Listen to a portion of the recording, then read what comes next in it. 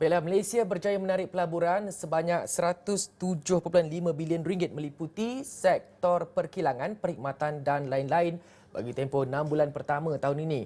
Menteri Kanan Perdagangan Antarabangsa dan Industri Datuk Seri Muhammad Azmin Ali berkata jumlah itu menunjukkan lonjakan ketara sebanyak 69.8% berbanding RM63.3 bilion bagi tempoh yang sama pada tahun lalu. Beliau memberitahu daripada jumlah tersebut, pelaburan langsung asing FDI menyumbang sebanyak 58.1% atau RM62.5 bilion berbanding RM19.8 bilion bagi tempoh yang sama tahun lalu. Pelaburan langsung domestik DDI pula menyumbang sebanyak 41.9% atau RM45.1 bilion. Dalam era pemulihan ekonomi pasca pandemik, Malaysia amat memerlukan pelaburan bagi mempercepat pemulihan dan paling penting menyediakan peluang pekerjaan. Dan bukan itu sahaja, sasaran menjadi Malaysia negara berpendapatan tinggi di bawah rancangan Malaysia ke-12 juga harus menitik beratkan soal pelaburan berkualiti. Apa yang bakal terkandung dalam bajet 2022 untuk merancangkan lagi usaha menarik masuk pelaburan ini, kita akan bersama dengan Dr. Afzal Nizam Abdul Rashid, Ketua Ekonomi Bank Islam Malaysia. Assalamualaikum, Doktor. Waalaikumsalam. Baiklah, Doktor, untuk menarik masuk pelaburan, ekosistem kita perlu kondusif dan berdaya saing. Pertama sekali kita melihat kerajaan mengakui kita ada masalah struktur. Pelaburan kita banyak tertumpu kepada menggaji pekerja separa mahir atau kurang mahir. Adakah kita melihat iltizam baharu untuk reformasi struktur asas ini, Doktor? Ya, sebenarnya memang terdapat keperluan untuk kita melihat semula ataupun menilai semula iklim pelaburan yang sedia ada. Kita sedia maklum bahawa kalau bercakap tentang ekonomi ataupun pelaburan yang berkaitan dengan untuk meningkatkan kapasiti dan sebagainya adalah sesuatu yang amat diperlukan untuk kita mencapai satu pertumbuhan yang lebih sustainable lah.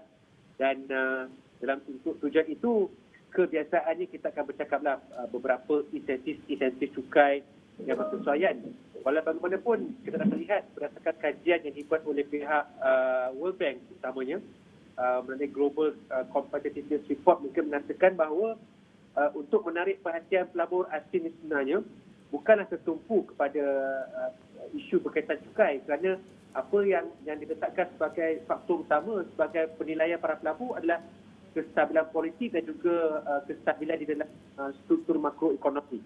Justru itu merupakan adalah seperti perkara yang perlu kita perhalusi untuk kita berusaha untuk menggalakkan pelaburan, dan yang mana kita tahu, kita sedia maklum bahawa pelaburan ini amat penting untuk menjana pertumbuhan ekonomi yang lebih mampan untuk masa akan datang. Okey. Baik, Doktor. Indeks Daya Saing Global 2021 menempatkan Malaysia di tangga ke-25 daripada 64 buah ekonomi. Jadi peningkatan berbanding tempat ke-27 pada 2020. Laporan kemudahan menjalankan perniagaan Bank Dunia 2020 juga menempatkan Malaysia di tangga ke-12 daripada 190 ekonomi dan kedua di Asia Tenggara.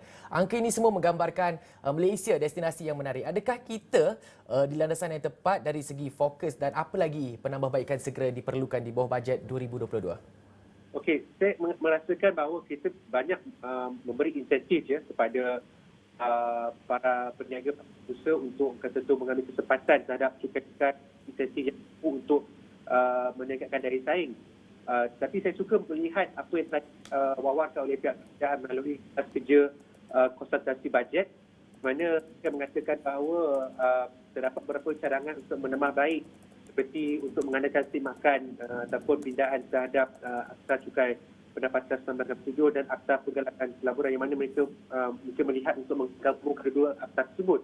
Jadi maksudnya mereka melihat beberapa langkah untuk kata tu memudahkan urusan untuk berkaitan percukaian atau percukaian untuk supaya menggalakkan atau memberikan sesuatu pengalaman yang favorable lah kepada pelabur ini. Dan kemudian bercakap tentang bagaimana pelabur ini diurus melalui Investment Promotion Agency, IPA, yang mana terdapat lebih kurang 32 agensi kerajaan yang orang kata tu bertanggungjawab untuk menilai dan memantau pelaburan ini. Mungkin terdapat keperluan untuk berstruktur semula supaya karenah birokrasi itu dapat dikurangkan. Jadi maksud saya itu insentif percukaian saya rasa dah banyak dan mungkin mencukupi.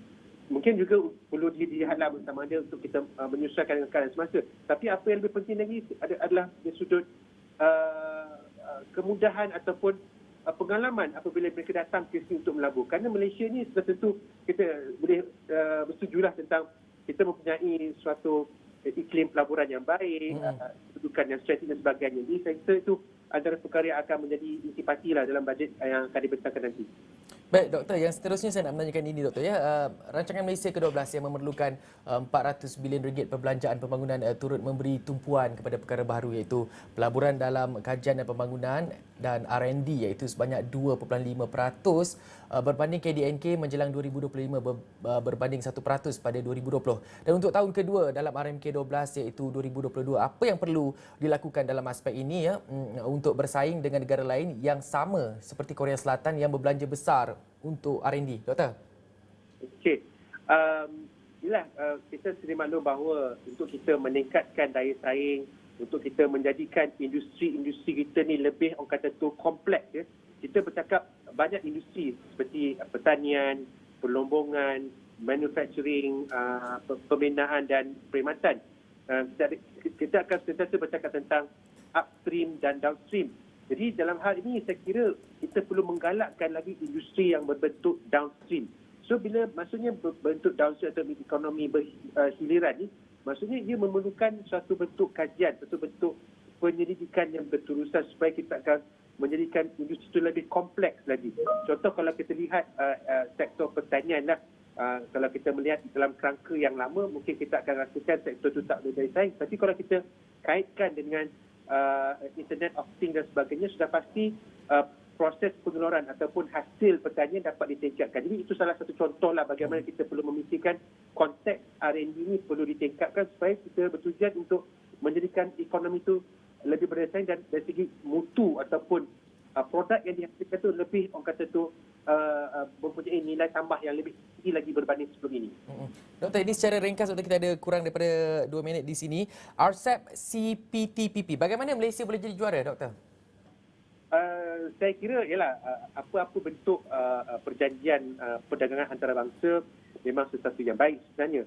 Tapi kita perlu cakna tentang dari segi kapasiti bagi orang kata tu setiap negara yang terlibat. Contoh di negara kita terutamanya dari segi sektor MSME lah ataupun micro, small and medium enterprises, yang mana kita sedia maklum dari segi kapasitinya mungkin berbeza-beza kalau dibandingkan dengan negara maju. Jadi kita kena cakna tentang gaps ataupun perbezaan dalam hal ini supaya apabila setiap perdagangan antarabangsa berlaku dalam keadaan yang lebih adil lah. Okey, baik, itu tadi perkongsian bersama dengan Dr. Afzal Nizam Abdul Rashid, Ketua Ekonomi Bank Islam mengenai bajet 2022 menarik masuk pelaburan demi kelangsungan ekonomi. Terima kasih sekali lagi Dr. Afzal Nizam.